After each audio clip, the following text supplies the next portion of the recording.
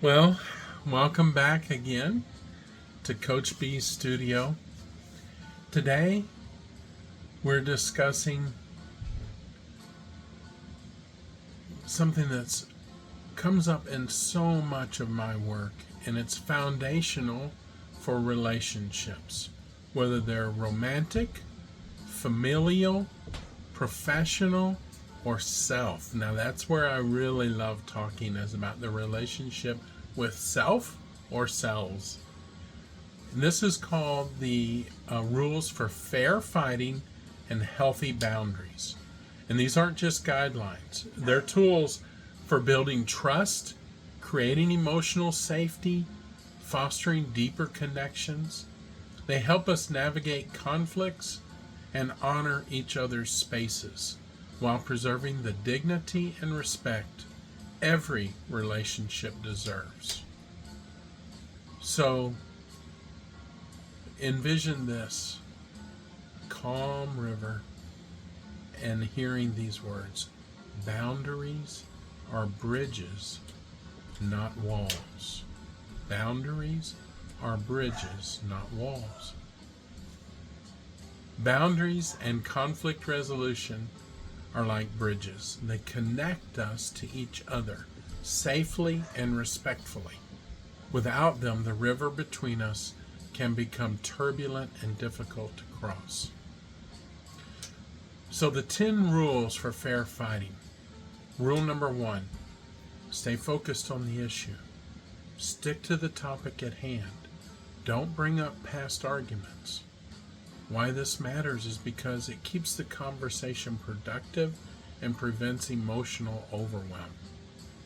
Rule number 2: use I statements. Speak about your feelings without blaming. I feel hurt when.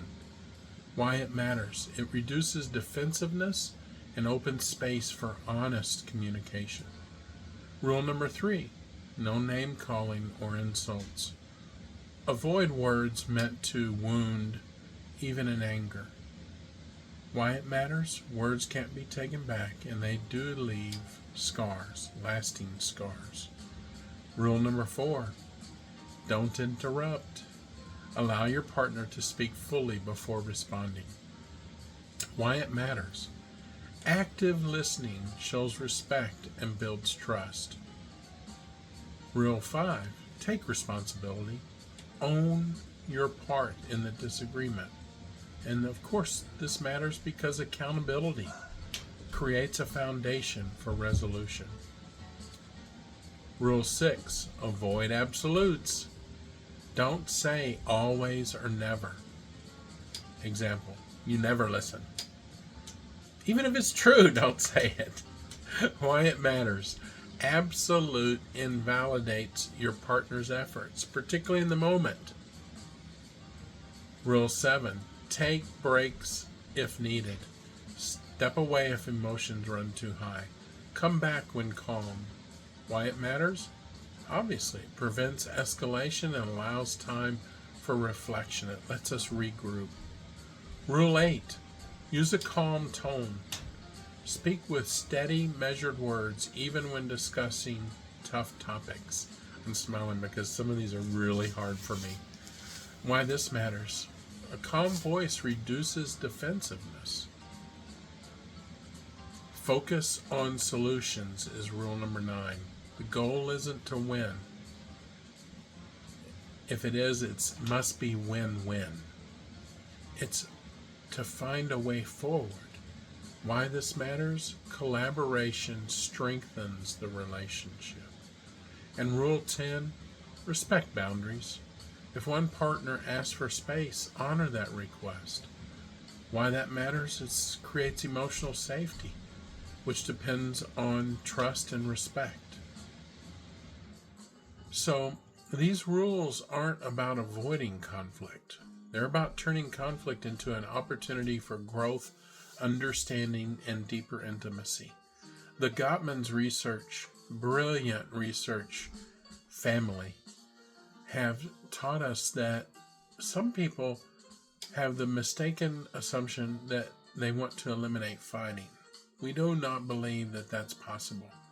we think that two people are going to fight. And what makes relationships successful is not whether or not they fight, it's how they handle the fight. That they have coping mechanisms to fight this way, these rules, follow them naturally, and thereby coming to a healthy solution. Now, number 2, the importance of healthy boundaries. So imagine this, a beautiful garden with well-tended fence around it, and a person, a gardener, carefully planting seeds. Boundaries are often misunderstood as walls to keep people out, but in reality they're more like a well-tended garden fence. They protect what's growing inside while still allowing connection and shared space. Healthy boundaries preserve individuality, foster mutual respect, prevent resentment, create emotional safety, and support long-term growth. So some healthy boundaries, emotional boundaries. I need time to process before I respond. That's a response. It's not just being quiet. It's telling them that, and that's an acceptable emotional response and boundary. Physical boundary. I'm not comfortable with that level of affection in public. Time boundary. I need one night a week for myself. Digital boundary. I'd prefer to keep my phone and social media private. Financial boundary. Let's agree on shared expenses and budgets. Number 3, psychological foundations. This is a beautiful study in and of itself. We'll have to do a presentation on this. Attachment and early recollections. So, John Bowlby was a brilliant practitioner in the area of attachment, and of course Adler focused on early recollections. Our ability to set boundaries and resolve conflicts isn't random. It's deeply influenced by our attachment style and the beliefs formed from our early memories. And to review attachment theory, a secure attachment is healthy with flexible boundaries. Avoidant attachment has rigid boundaries. Anxious attachment has struggles with saying no and enforcing limits. And disorganized attachment is inconsistent and unclear boundaries. About Adlerian early recollections, our earliest memories from core beliefs about relationships. Our earliest memories form core beliefs about relationships.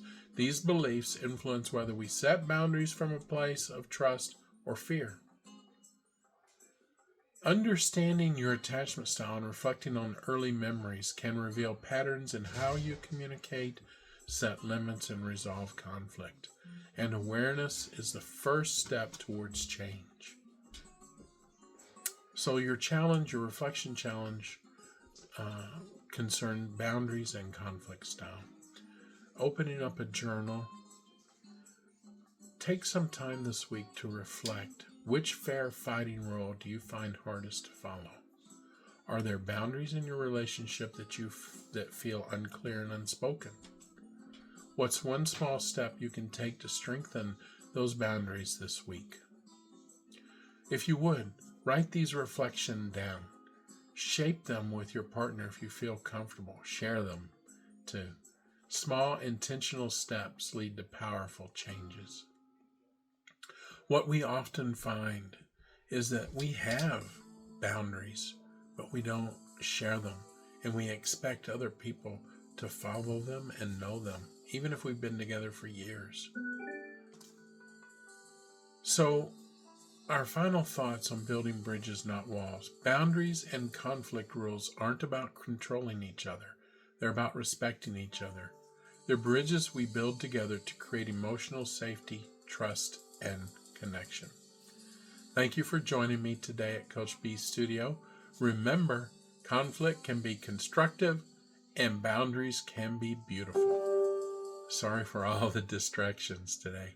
If today's sessions resonated with you, like, subscribe, and share your thoughts in the comments below. And as always, grow, connect, and thrive, one story at a time.